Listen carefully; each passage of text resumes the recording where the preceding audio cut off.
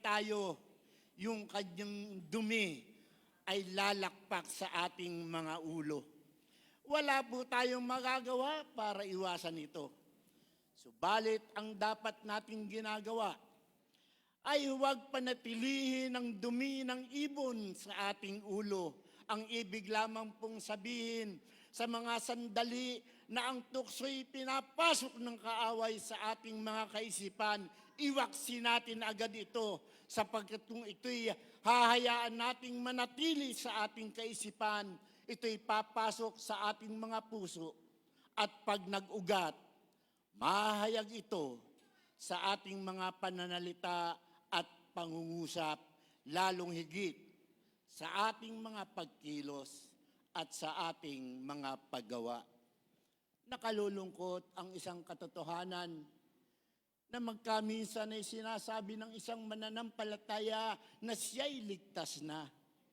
Na pag siya'y namatay, diretsyo na siya sa kaharian ng Diyos. Subalit namumutawi pa rin sa kanyang mga labi ang mga pananalitang hindi kalugod-lugod sa Diyos. Ang Lucas chapter 4 verse 1 to 13 kung saan kinuha natin ang ating teksto ay nagpapahayag ng pagtatagumpay ng ating Panginoong Jesucristo sa tukso. At bilang mga mananampalataya, nais din ng Diyos na mapagtagumpayan natin ang mga tukso ng sanlibutan. Bakit?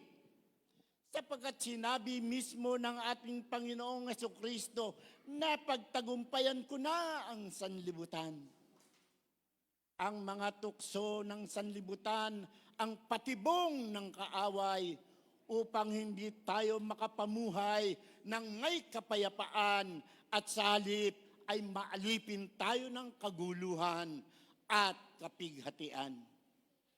Kaya't bilang mga nakipag-isa na kay Kristo, kung paanong nagtagumpay ang ating Panginoong Hesus sa sanlibutan, nararapat lamang na mapagtagumpayan natin ang mga tukso ng buhay, leading a holy life. Ang tanong, sapat na ba na marami tayong alam na salita ng Diyos? Sapat na ba ang pananampalataya natin na nagmumula sa pakikinig ng salita ng Diyos upang mapagtagumpayan ang tukso na ibinabato sa atin ng kaaway? Sa isang pagkakataon ng pagtukso ng dyablo sa ating Panginoong Hesus na natala sa Lucas 4:9-11. Ang sabi po, at dinala siya ng dyablo sa taluktok ng templo ng Jerusalem. At sinabi sa kanya, kung ikaw ang anak ng Diyos, magpatihulog ka, sapagkat nasusulat, ipagbibilin niya sa kanyang mga anghel na iingatan ka at alalayan ka upang hindi matisod sa bato. Wow! Ang dyablo, alam din pala ang salita ng Diyos.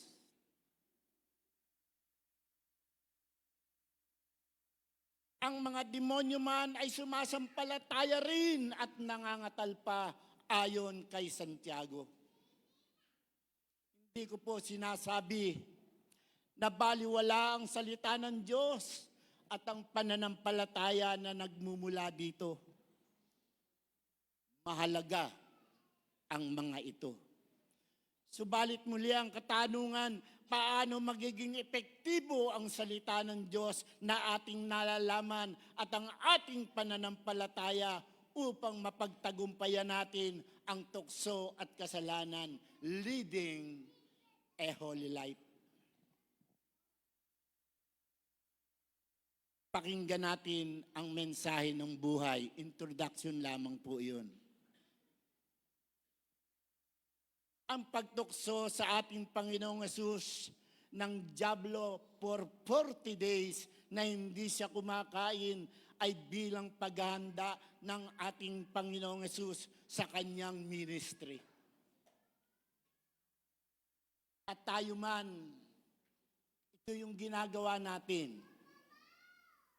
Pag meron tayong mga gawain, we do praying and fasting. Ngunit bago ang pagtukso, ay merong isang pangyayari sa buhay ng ating Panginoong Hesus na sa aking palagay ay nararapat na itanong natin sa ating mga sarili kung ito ba ay naranasan na natin sa ating buhay, at ito ang bautismo ng ating Panginoong Hesus. Doon po sa Mateo 3:16, 17. Ang sabi doon, nang mabautismuhan si Jesus, umahon siya sa tubig. Nabuksan ng langit at nakita niya ang Espiritu ng Diyos bumababa sa kanya gaya ng isang kalapati. At isang tinig mula sa langit ang nagsabi, "Ito ang minamahal kong anak na lubos kong pinalulugdan." Hindi po tayo pinapangakuan ng Diyos na tayo hindi na makararanas ng tukso. Ngunit pinapangako niya na mapagtatagumpayan natin ang lahat ng mga ito. Ang dapat nating gawin, una, babad sa salita ng Diyos. Sabihin nyo nga po, babad sa salita ng Diyos. Sa Kawikaan 35 ay ganito ang sinabi, ang lahat ng salita ng Diyos ay mapananaligan at siya ang kanlungan ng mga nananalig sa Kanya. Kung pinangahawakan natin na ang mga salita ng Diyos ay mapananaligan at magiging kanlungan natin, ano ang dapat nating ginagawa? Sa Deuteronomio, chapter 6, verse 6, 8, and 9. Ang sabi dito, ang mga salita ng Diyos at ang kanyang mga katuruan at aral ay itanim ninyo sa inyong isipan at ingatan sa mga puso. Ipulupot ninyo ito sa inyong mga kamay bilang tanda at itali sa inyong noo. Sulat sa mga hamba ng inyong pintuan at mga tarangkahan. Baka naman po, pag nagkita-kita tayo next Sunday, ay tad-tad ng Bible verse ang mga parte ng inyong katawan. At pag dinalaw kayo ni Bishop sa inyong tahanan, ang bawat bahagi ng inyong bahay ay may verse ng Bible. Ano po ba ang ibig sabihin noon? Maging agent of cleansing ng ating mga buhay ang salita ng Diyos. Sapagkat walang katuturan, walang saysay ang maraming salita ng Diyos na ating nalalaman at ito man ay nating nare-recite kung hindi natin naranasan ang bautismo sa pamamagitan ng salita ng Diyos. Kailangan nating maranasan ito upang ang maging laman ng ating mga puso at isipan at ginagawa ng ating mga kamay ay maging kalugod-lugod sa kalooban ng Diyos. Pangalawa, babad sa presensya ng Diyos. Sabihin nyo nga po uli, babad sa presensya ng Diyos. Sa Mateo 3:16, nang mabautismuhan si Jesus, umahon siya sa tubig. nabuksan ang langit at nakita niya ang Espiritu ng Diyos bumababa sa kanya gaya ng isang kalapati. Kung sinasabi natin at ating pinaniniwalaan na ang tubig at langis ay hindi maaaring magsama,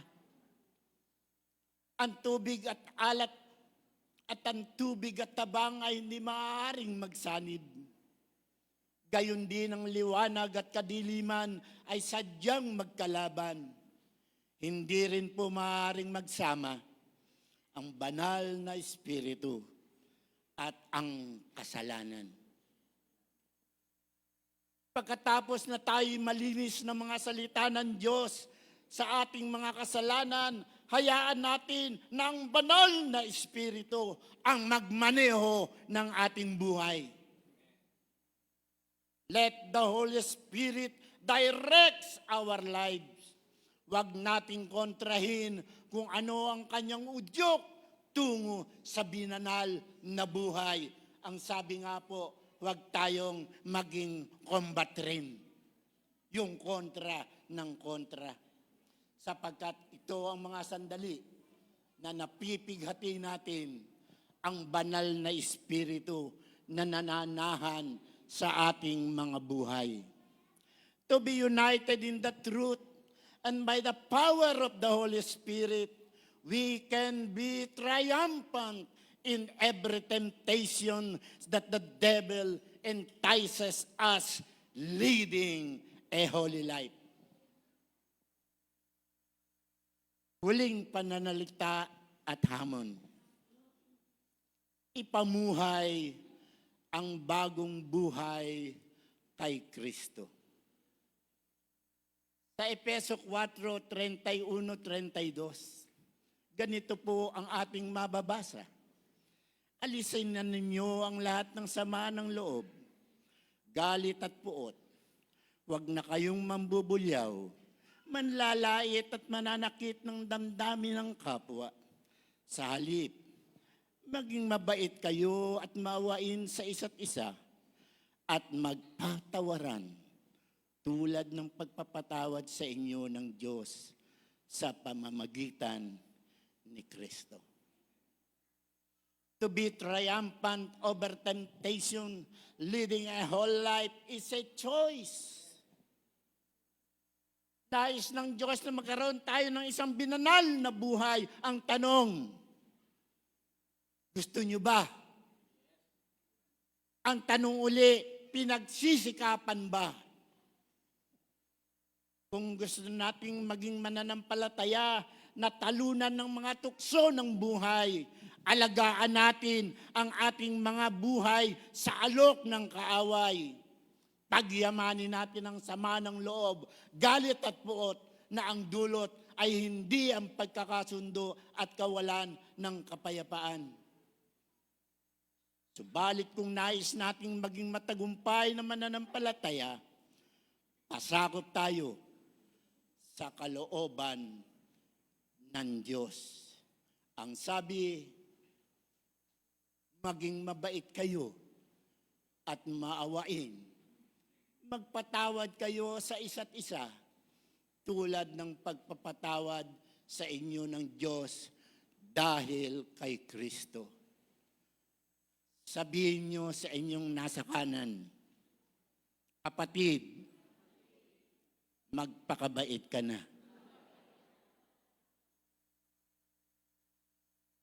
Sabihin nyo sa inyong nasa kaliwa, kapatid, pinatatawad na kita.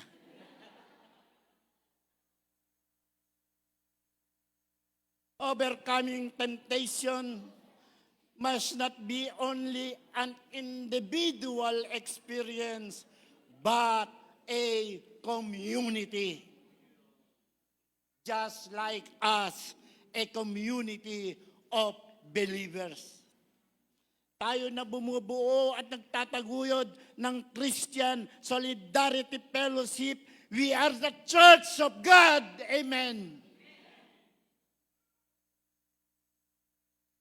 A church that was scripture-based, Christ-centered, spirit-driven, family-oriented. Magtulungan po tayo upang mapagtagumpayan ang mga tukso na ibinabato sa atin ng kaaway. Upang yung sinasabi natin na CSF, standing on solid rock, standing on solid ground, ay magkaroon ng katotohanan. Huwag po nating kalilimutan na ang tumawag at humirang sa atin bilang isang iglesia ay isang Diyos na banal. Kaya nararapat lamang na makita tayo ng Diyos sa kabaguhan ng buhay, ang binanal na buhay. Nalulugod po ang Diyos kung tayo ay namamasdan niya na nagtatagumpay sa mga panahon ng hindi pagkakaunawaan, sa panahon ng kalungkutan, at sa panahon ng mga kahirapan ng buhay. Bago ipako ang ating Panginoong Hesus, siya ay nanalangin sa hardin ng Getsemani na natala sa Mateo 26:39. Ang sabi, pagkalayo ng kaunti, nagpaterpa siya at nanalangin. Ama ko, kung maaari ilayo mo na sa akin ang saro ng paghihirap na ito, gayunman, huwag ang kalooban ko, kundi ang kalooban mo ang mangyari. Batid ng ating Panginoong Hesus ang kanyang layunin kung bakit siya sinugo ng kanyang Ama na ating Diyos. Ang mamatay upang tayo mahango sa kaparusahan ng kasalanan tungo sa buhay na walang hanggan. Subalit, heto ang temptation na sinasabi sa kanya ng dyablo. Hindi ba anak ka ng Diyos? Bakit ka papayag na mapako sa krus tungo sa iyong kamatayan at pagitnaan ka pa ng 2 pusakal na kriminal? Marahil, ito rin ang dahilan bakit nasambit ng ating Panginoong Jesucristo. Ama ko, kung maaari ilayo mo sa akin ang saro ng paghihirap na ito. Ngunit sa kanyang pananalangin, walang naging sagot ang ating Diyos. At sa halip na tulungan siya na manalangin ng kanyang mga kasamang alagad, ano ang ginawa? Tinulugan pa siya. Balit ang ginawa ng ating Panginoong Jesucristo, He humbled Himself before His Father, before our God. At kanyang sinabi, not my will, but your will be done.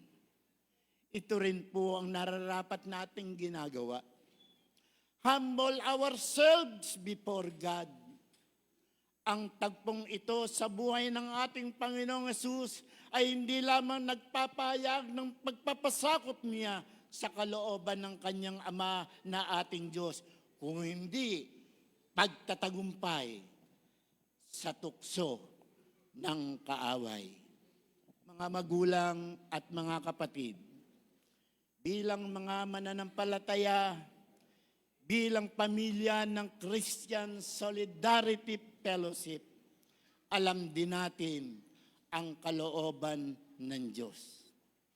At kung mayroong kalooban ng Diyos sa bawat linggo na ipinahihiram niya sa atin, iyon ay ang magkita-kita tayo dito sa kanyang tahanan. Subalit ang totoo, ayaw natin ng discomfort. Hindi ba? Aminin. Ayaw natin ng nahihirapan. Ano ang ginawa ni Lord? Pinagkalooban tayo ng magandang sanktuaryo. Naka-aircon pa. Mayroong malalaking monitor at supplies sound system. Ngayon, naka-live telecast pa tayo. At alam nyo, ang huling ginagawa ng Diyos sa ating iglesia, pinagkalooban tayo ng isang lote na pwede nating tayuan ng isang iglesia na kung saan doon tayo makagagawa ng ating ministry. Maraming ginagawa ang Diyos sa buhay natin sa kabila na tayo ay nasa infant age. 6 na buwan pa lamang po tayo. Imagine kung umabot tayo ng maraming taon. Ano ang gagawin ng Diyos sa ating iglesia? All was provided to us by our God, our Father, our Creator, our Provider and Sustainer. Ang nais lamang niya sa atin, hindi lamang bilang individual, hindi lamang bilang pamilya, higit sa lahat, bilang iglesia. We become triumphant in every temptation that our enemy entices us. Magbumabad sa salita at presensya ng Diyos tungo sa isang binanal na buhay upang ang ating iglesia ay makarinig din ng mga pananalita ng Diyos na tinuran niya sa ating Panginoong Jesucristo. At iyon ay napakagandang marinig natin ang salitang, kayo ang aking mga anak na lubos kong kinalulugdan. Sa pangalan ng Ama, ng Anak at ng Espiritu Santo. Amen.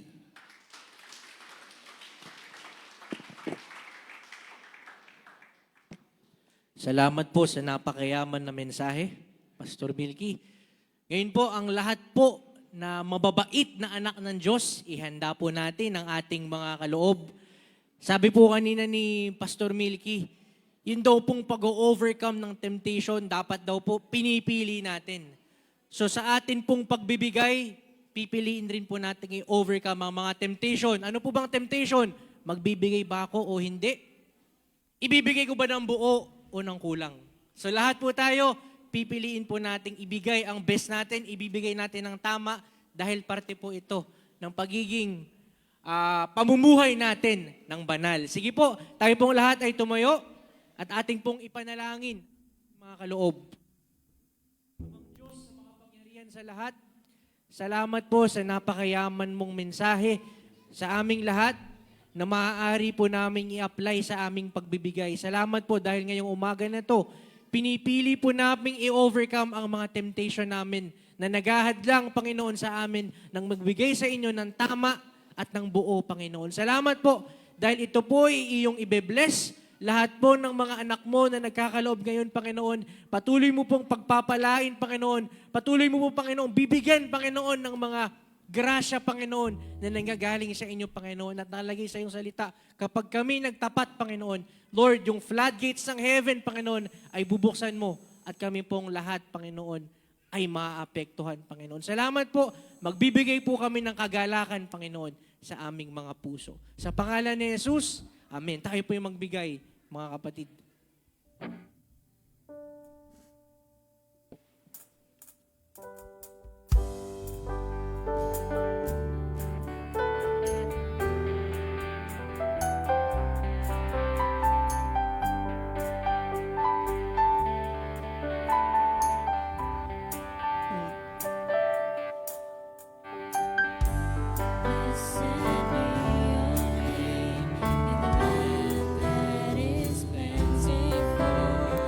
Streams of abundance flow.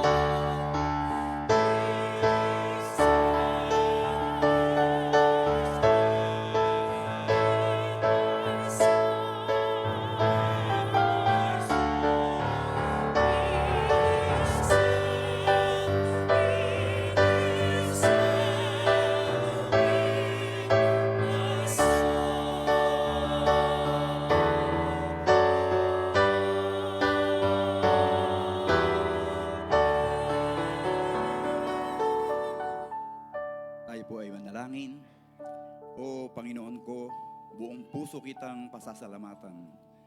Ang kahanga-hangang ginawa mo, Yahweh, aking isasaysay. Dahilan sa iyo, ako ay aawit na may kagalakan. Pupurihin kita, Panginoon naming kataas-taasan. Maraming salamat po, Panginoon, sa umagang ito, sa isang na namang mabiyayang araw ng Sabat na iyong pinagkaloob sa amin upang kaming lahat, Panginoon, ay maging bahagi ng isang buhay na pananambahan. Salamat po sa bagong mensahe, paalala sa bawat isa sa amin na kami na yung mga anak ay hindi ligtas sa anumang tukso at pagsubok sa buhay. Ngunit salamat, Panginoon, sapagkat ang pangako mo, kailanman at kami ay tutuksuhin, kami ay susubukin sa pananampalataya. Lagi naming alalahanin na iyong sinabi at ipinangako na napagtagumpayan mo na, Panginoon, ang lahat ng mga ito. At dahil sa iyo, kami ay higit pa sa mapagtagumpay. Salamat sa pangako mong ito, Panginoon. Sa aming kahinaan, sa aming mga limitasyon, mayroon kang angking kasagutan at tulong, Panginoon, na laging mapanghahawakan namin. Salamat po sa presensya ng iyong banal na Espiritu na nagbibigay sa amin ng karunungan, kaalaman, kalakasan at kapangyarihan upang mapagtagumpayan ang anumang pagsubok at tukso ng buhay. Salamat po sa bawat isa sa kapatiran ng Christian Solidarity Fellowship ngayong umaga na kami ay tinawag mo, pinili at magsama-sama upang purihin ka at sambahin sa kalakasan, sa kagalakan ng aming buhay. Salamat sa umagang ito. Salamat sa mga kapatid na magdiriwang ng mga kaarawan, anibersaryo ng kasal. At sa mga espesyal na okasyon sa kanilang buhay, Panginoon, salamat po. Lahat ng mabubuting pagpapala ay sa iyo lamang nagmumula at marapat lamang naming kilalanin, Panginoon, sa lahat ng panahon ng aming buhay. At habang kami ay mayroong hininga at kalakasan, itataas namin ang iyong dakilang pangalan, Panginoon. Tinawag mo kami upang maging kaisa sa pagpupuri at pagsamba sa lahat ng panahon. Lord, amin pong inilalapit sa iyo ang lahat, Panginoon, ng gawain ng CSF. Ngayon, sa mga darating na araw, Lord, dalangin namin, patuloy mong bigyan ng inspirasyon, karunungan at kalakasan ang bawat anak mong pinili na nangunguna sa bawat ministry sa iglesyang ito. Ngayong pong umaga, Panginoon, narito ang kabuuan ng pamilya.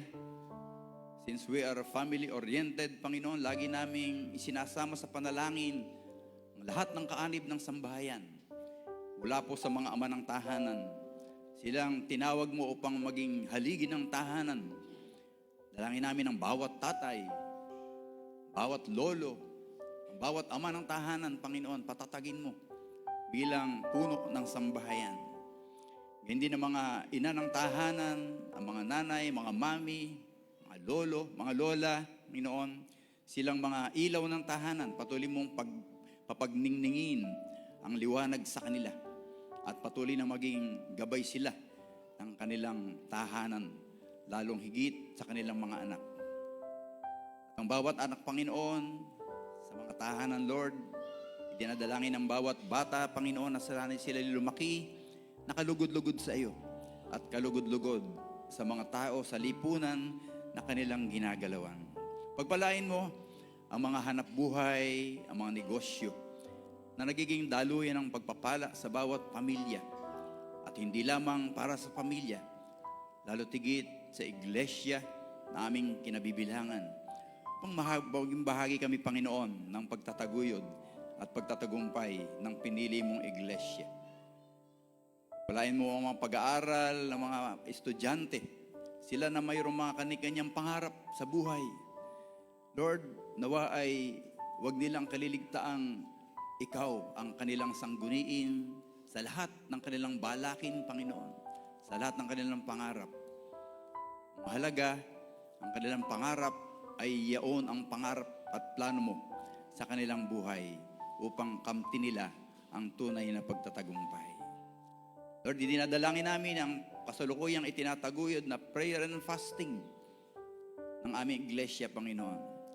Nawa, ang bawat gabi, bawat alas 8 ng gabi, Panginoon, ay tunay po na magamit namin, ma-devote namin upang kami ay magsama-samang itaguyod, Panginoon, ang pananalangin at pagtunghay sa iyong mga salita bilang pamilya, Panginoon, ng iglesyang ito. Salamat po, Panginoon, at dinadalangin namin sa umagang ito ang senior pastor ng aming iglesia, si Bishop Joey Umali, kasama ang kanyang butihing kabiyak, si Ate Digna, na ngayon po ay ginamit mo sa Capital City Filipino Evangelical Methodist Church, doon po sa Quezon City. Tinawag mo siya upang magdala ng mensahe sa dakong ngayon. At bilang kapatid na iglesia, Panginoon, kami po ay nananalangin para sa kanila. Ingatan mo ang iglesyang ito, patuloy na itaguyod sa kanilang layunin at adhikain, Panginoon. Katulad ng Christian Solidarity Fellowship. Continue to lead us, Lord, sa bagong linggo na aming haharapin, mga responsibilities na aming itataguyod, Panginoon. Patuloy mo kaming palakasin. Always remind us, Lord, that we, this church, the Christian Solidarity Fellowship, is Bible-based, Christ-centered, Spirit-driven, and family-oriented. Sa pagtatapos, Panginoon, ng aming pananambahan, tanggapin mo po ang pinakamataas na parangal at papuri na maaari naming ibalik sa iyo. Ito po ang aming panalangin, kalakip ang aming pagpapasalamat at pagpupuri sa makapangyarihan at mairuging pangalan lamang po na Jesucristo, na Jesucristo na aming Panginoon at aming tagapagligtas. Amen.